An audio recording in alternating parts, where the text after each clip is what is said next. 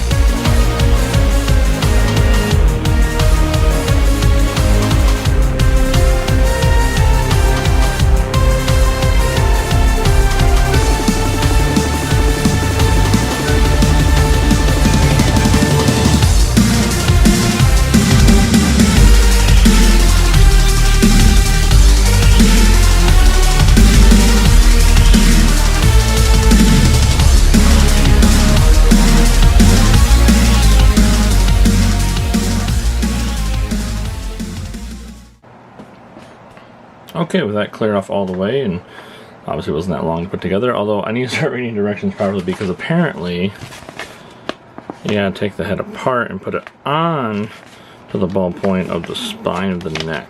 So yeah, overall this isn't bad at all. I think this is fairly cool. I mean, it's very cool looking. It's standing funny. I don't know if it's supposed to stand that straight up, but it's just a plastic toy, honestly, or model kit, sorry, but I think it's really damn cool. I like it.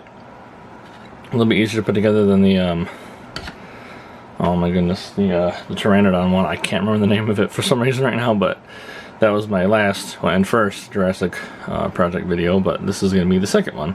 I have a third one coming up soon. I have an idea with. It's actually very funny. It's actually the same brand. This focus. Come on. Come on. Yeah, this paleontology approved Dr. Steve Hunter I got another thing coming up for you guys involving that brand, which is very, very cool, I think. So, yeah, this is Spinosaurus, oh my goodness, Spinosaurus.